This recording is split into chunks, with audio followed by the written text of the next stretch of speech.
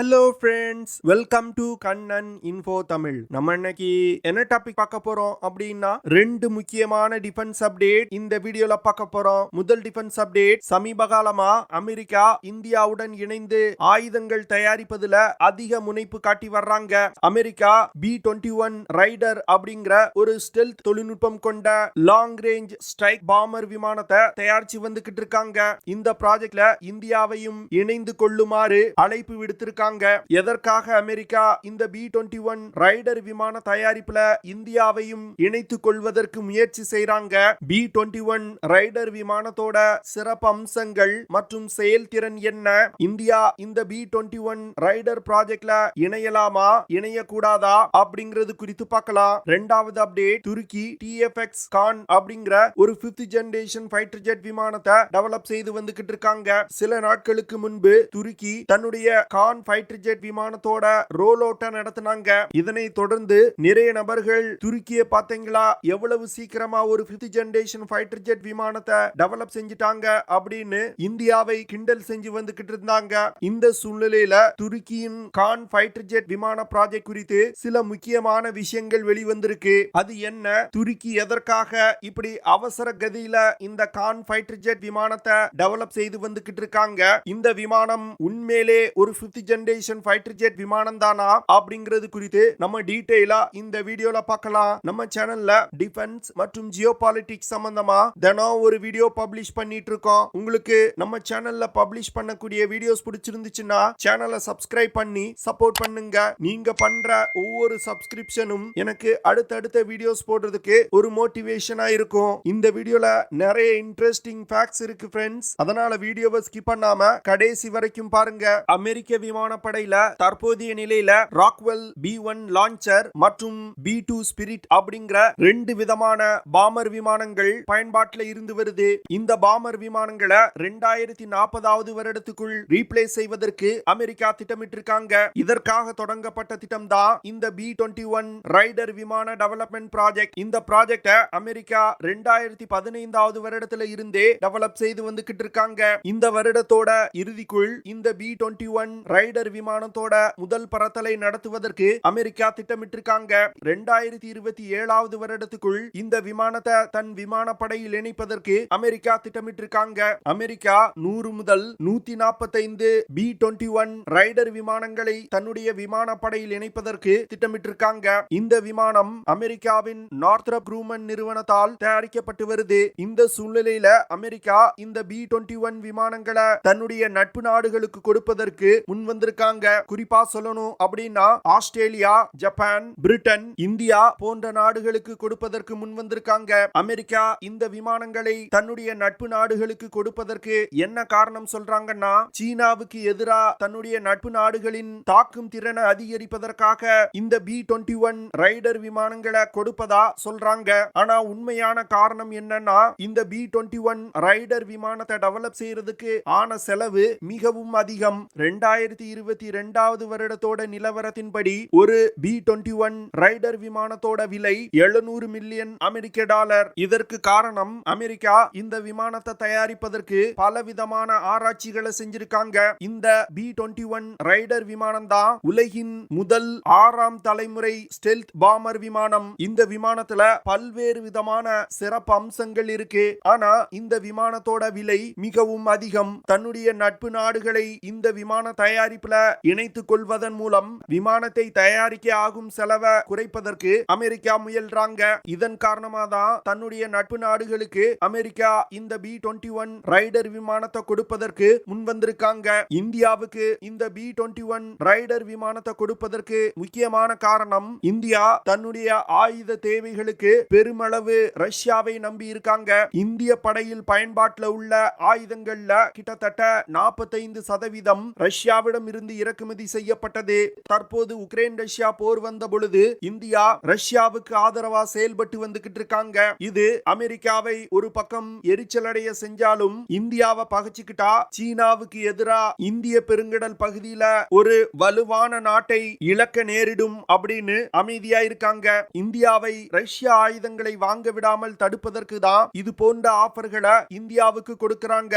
என்ன பொறுத்தமட்டில் இந்தியா இந்த B21 ரைடர் விமான ப்ராஜெக்ட்ல இணையக்கூடாது. அதற்கு பதில் இந்தியா உள்நாட்டிலே டெவலப் செய்து வரும் காத்த ட்ரோன் ப்ராஜெக்ட துரிதப்படுத்தணும். இதன் மூலமா B21 ரைடர் விமானங்களுக்கு நிகரான ஸ்டெல்த் தொழில்நுட்பம் கொண்ட ஒரு அன்மேன் காம்பேக்ட் ஏரியல் வெஹிக்கிள இந்திய படையில் இணைக்க முடியும். என்ன பொறுத்த மட்டில் அமெரிக்காவின் இது போன்ற ஆஃபர்களை இந்தியா நிராகரிக்கணும். ஏன்னா அமெரிக்காவை இந்தியா அதிகமா சார்ந்து இருக்க கூடாது. இதற்கு உதாரணம் சொல்லணும்னா இஸ்ரேலை சொல்லலாம். சில வருடங்களுக்கு முன்பு இஸ்ரேலுக்கும் பாலஸ்தீனத்திற்கும் சண்டை மூண்ட பொழுது பாலஸ்தீன் ராக்கெட்டுகளை ஏவி இஸ்ரேலை தாக்குனாங்க. இஸ்ரேலும் தன்னுடைய விமானப்படையை பயன்படுத்தி பாலஸ்தீன் மீது தாக்குதல் நடத்தினாங்க.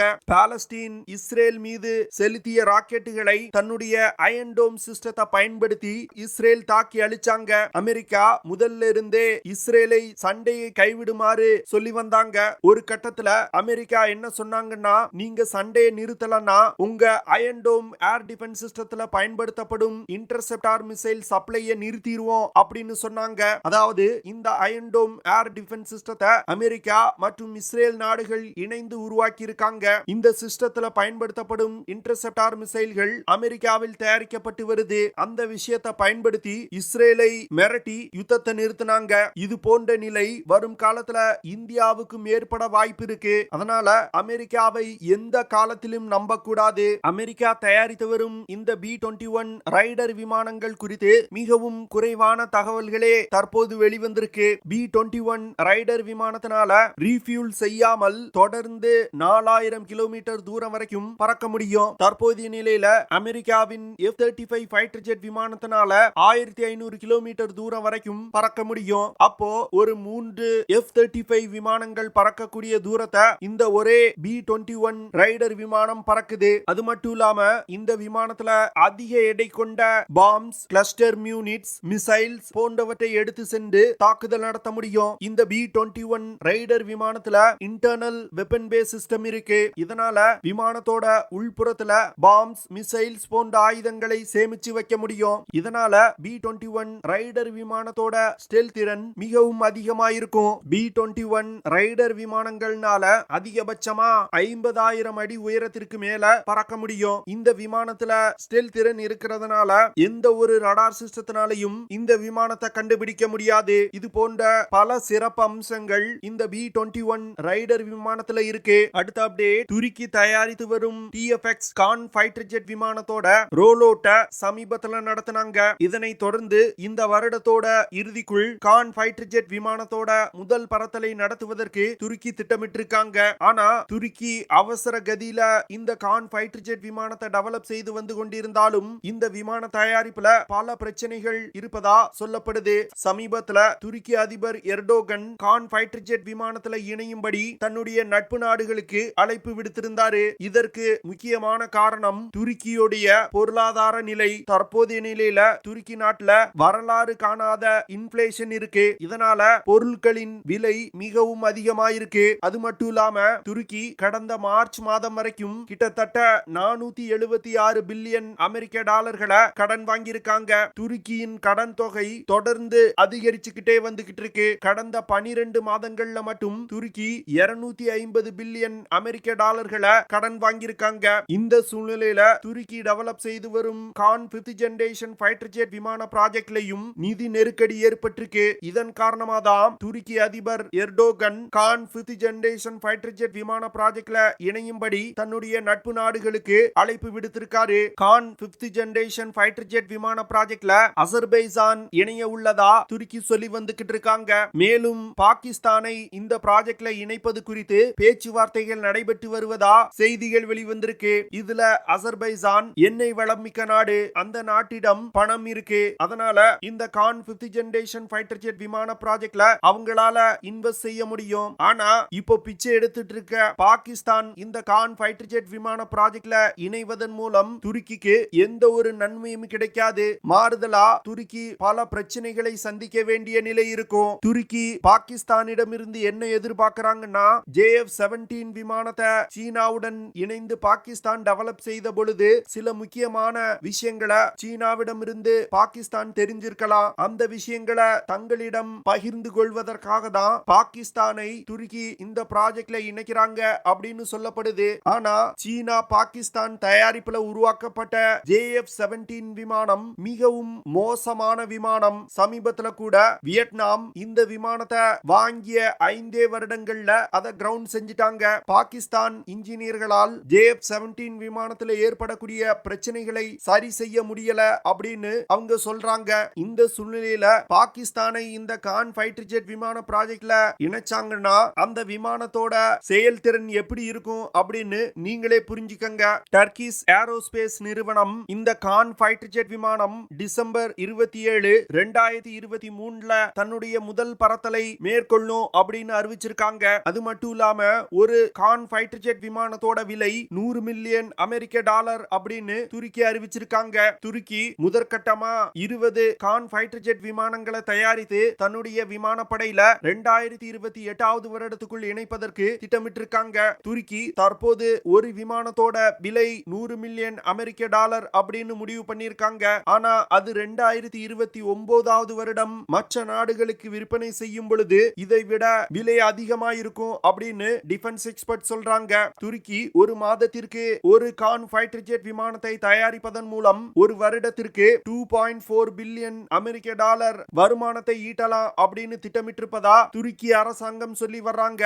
இது போன்ற விஷயங்களை துருக்கி அரசாங்கம் எதற்காக சொல்றாங்கன்னா இன்னும் ஓரிரு மாதங்கள்ல துருக்கியில ஜெனரல் எலெக்ஷன் வரப்போகுது. இதன் காரணமா தான் துருக்கி இந்த கான் ஃபைட்டர் ஜெட் விமானத்தை அவசர கதியில தயாரிச்சு வந்துகிட்டு இருக்காங்க. அதுல ஒரு 5th ஜெனரேஷன் ஃபைட்டர் ஜெட் விமானத்துல இருக்கக்கூடிய முக்கியமான எந்த ஒரு சிஸ்டங்களும் இருக்காது. ஆனா அவங்க முதல் பறத்தலை நடத்துவாங்க.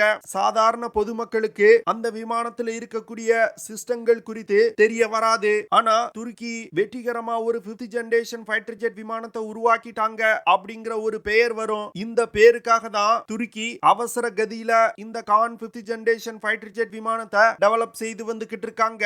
இந்த விமானத்துல பயன்படுத்தப்படும் இன்ஜின் கூட இன்னும் சரியான முறையில தேர்வு செய்யப்படல அப்படின்னு சொல்றாங்க. அதாவது துருக்கி ரோல்ஸ் ராய்ஸ் நிறுவனத்துடன் இணைந்து Khan 5th generation fighter jet விமானத்திற்கு தேவையான இன்ஜினை உருவாக்குவதற்கு ஒரு ஜாயிண்ட் வெஞ்சர் போட்டிருந்தாங்க. ஆனா துருக்கி இந்த இன்ஜினை ரோல்ஸ் ராய்ஸ் நிறுவனத்துடன் இணைந்து தயாரித்தால் அதுல அவங்களுக்கு இன்டெலெக்சுவல் ப்ராப்பர்ட்டி ரைட்ஸ் மூலமா அதிக பணம் கொடுக்க வேண்டியது இருக்கு. இதனால தற்போதைய நிலையில அமெரிக்காவின் GE நிறுவனத்தால் தயாரிக்கப்பட்ட இன்ஜினை கான் ஃபைட்டர் ஜெட் விமானத்துல பயன்படுத்துவது அப்படின்னு முடிவு பண்ணிருக்காங்க. கான் ஃபைட்டர் ஜெட் விமானம் மாக் 1.8 அப்படிங்கிற வேகத்துல 40,000 அடி உயரத்துல பறக்கும் அப்படின்னு சொல்றாங்க. ஆனா துருக்கி தற்போது செலக்ட் செஞ்சிருக்க இன்ஜினை பயன்படுத்தி அவங்க எதிர்பார்க்கக்கூடிய செயல்திறனை அச்சீவ் பண்ண முடியாது அப்படின்னு டிஃபென்ஸ் எக்ஸ்பர்ட் சொல்றாங்க. இது போன்ற பல பிரச்சனைகள் துருக்கியின் Khan 5th generation fighter jet விமானத்துல இருக்கு. இத பத்தி எதுவுமே தெரியாம நிறைய நபர்கள் பாத்தீங்களா துருக்கி ஒரு 5th ஜெனரேஷன் ஃபைட்டர் ஜெட் விமானத்தை வெற்றிகரமா டெவலப் செஞ்சிட்டாங்க அப்படின்னு கம்பு சுத்தி வந்துகிட்டு இருக்காங்க. பார்க்கலாம் வரும் காலத்துல இந்தியாவுடைய AMCA 5th generation fighter jet விமானம் சிறந்ததா இருக்குதா இல்ல துருக்கி நாட்டின் Khan 5th generation fighter jet விமானம் சிறந்ததா இருக்கா அப்படின்னு. ஓகே ஃப்ரெண்ட்ஸ், நம்ம வீடியோவோட நிறைவு பகுதிக்கு வந்துட்டோம். இதெல்லாம் தான் நான் உங்ககிட்ட ஷேர் பண்ணணும் அப்படின்னு நினைச்ச விஷயங்கள். ஐ ஹோப் நான் ஷேர் பண்ண விஷயங்கள் உங்களுக்கு பிடிச்சிருக்கும்னு நினைக்கிறேன். அப்படி பிடிச்சிருந்துச்சுன்னா ஷேர் பண்ணுங்க, லைக் பண்ணுங்க, கமெண்ட் பண்ணுங்க, மறக்காம நம்ம சேனலுக்கு சப்ஸ்கிரைப் பண்ணுங்க. அப்படியே அந்த பெல் நோட்டிபிகேஷனை கிளிக் பண்ணி ஆல்ங்கிற ஆப்ஷனை எனேபிள் பண்ணிக்கங்க. See you in the next video. Jai Hind.